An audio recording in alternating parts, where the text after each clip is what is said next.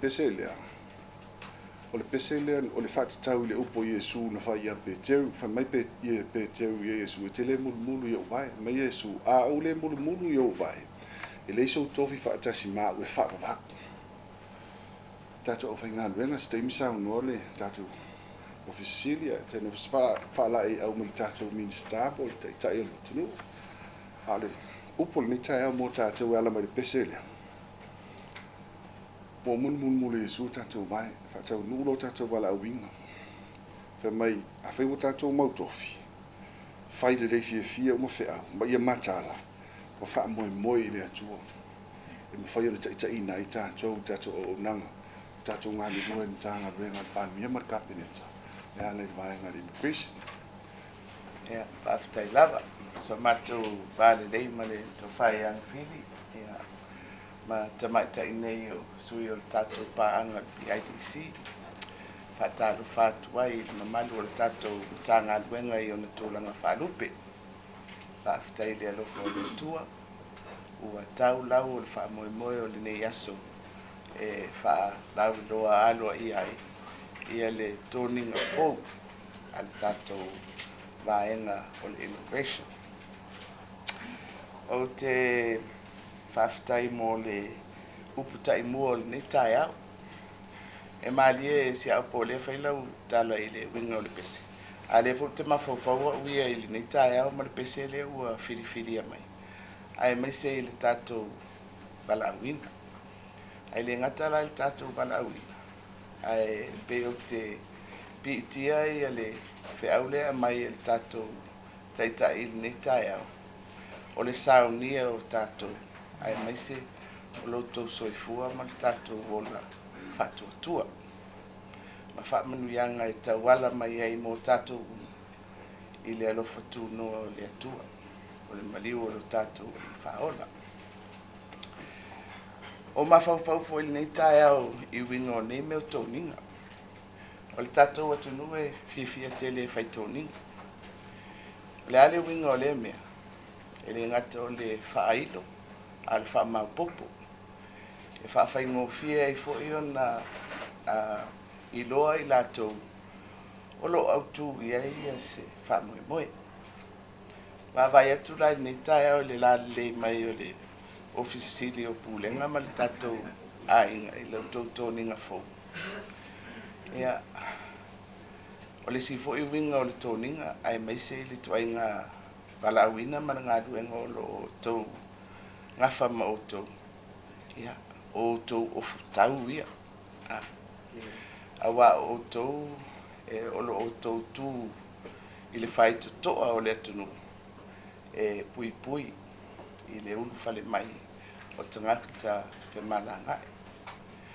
Mai atonu fo i e au ngai le vainga tangata o lo whea ngai ma lo tō mamai.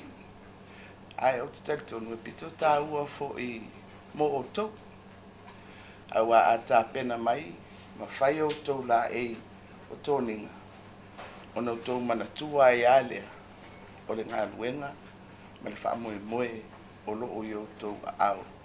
Mo le au nanga tāua nei mo le atunu. How's your son? Okay, your colleague can explain to you. But I'm just saying, as you probably see, and you two are in a sort of a uniform.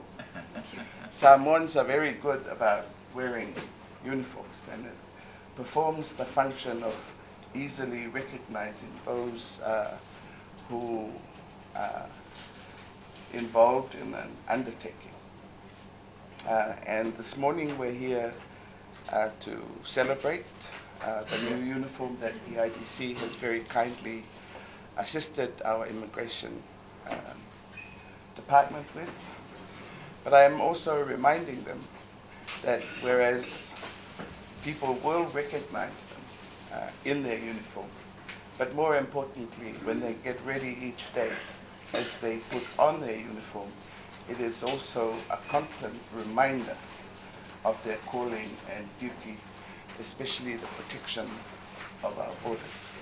So I'd like to thank PIDC not only for the uniform, but our very long and hopefully ongoing collaboration and cooperation to further enhance and improve immigration services, especially for our region.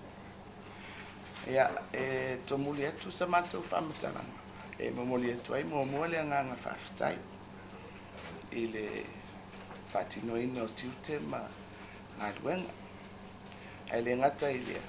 O le nganga lava na ia alofangia pēha le atua ia loutou tofi ma le palauina.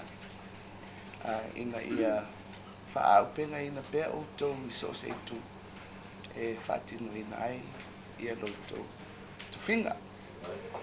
Ia, outou lea e tū i le olo. Ia, au mātou nei. Ia, e tāpua ia outou whaiva. Le ofisi sili nei. Ia, ma le lau tele o le tātou tāngā tuenga. Ia, au le nganga nā nei tai au. Le nganga o le whawhitai. Ia, ma le whamanianga. Ia, o taimi o lo tutoe o te roa, o le foi whatari lo tau tāpe atu i whatinonga o tiu te nei tai au. Ia, e whawhitai o amatara vai aso. Ia, ma le aso le nei. I le tātou sāuninga le nei. Ia, manu te leina o tau whaiva. Manu i fōi ia tātou uso nei ma le IDC. Ia, tainane le loa o le tātou mtanga luenga le ofisa o whanania ma le kabineta. Ia, so i fua mai a manuia.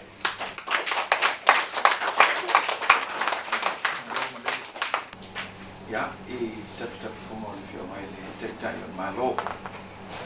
Ja, o le fio mai bandia. Ja, o le fatinau tanto mtanga le fio mai tanto minister. Ele to si sa mantu pu. Le ua sa no ma le utano le fio mai teitai o malo. Tolu tu pa ala tanto mtanga wenga. Ja, mesi ja o le fito tono. The officer of Malanaina, the Samoa immigration in Itaiao. But I had to love the Itaio Malo, the film Pania, or Falaiao, Ya, se Fama, Sialfo, Ya, Ela, Yellow Fanau, Ya, Alfatino, Wenga, Ya, and Wao, Leo, Tanto to our Fama Malo, Ya, Wale, Nasolo, Malay, Ya, Onga Wenga, the Femala, but you let you know. Me se foi lolangi tau pe au mai I si utatu tunu fa pe fo I to fo I si antu o fa fo mai tanto officer ya no so mai te tai immigration ya o so tau fa pe fo I lo tanto o fina ren ya I sa no na mata mo fi I tai au o to la e tau ya o to of tau ya e moa au tanto ngā wenga e maise o le leo ino tanto to au I whaama malo tau ino tanto mātu whono whakapi I saura ngā mātu no fia mamana o tanto officer o Samoa immigration maua loto tele maua fōi so to loto e o so to malosi e polo pui tanto to au ai uli tanto star fia mo I bānia ina malu le tuno Bui o tātou aina, bui a tātou whanau, ai maise o le mua au, ia po o leo rua I tō aina, I le taunu mai o taunu mai o tātou tuno, ia ina ia malu, malongo le lei, ia o tātou whanau moe, ai maise tāpua ina mau o si tātou tuno, melea, inuia tātou tuno fau, mātou Aftai fo I nei vai tau I tumetai pālia. Ia, o le amtanga leo tāpenanga lau tāngā ruenga, mo le fau atu I le tani ngā malo tele si utatu tunu e peo na tani malo I lau whionga I whono taitai, ia o malo tau pulenga po le Commonwealth Heads of Government Meeting, ia o le tani malo I lau whionga ma le tunu, ia o topo le tau sanga fau, pēa au li atu I soi fu manuia.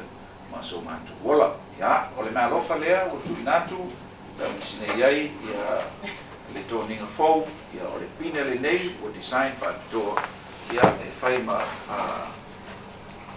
ya fai ma ori ma o nei as ia ai mai se o le ufia mo le whaatina mo le teitai o tātou tāna ruenga ia mai se patipati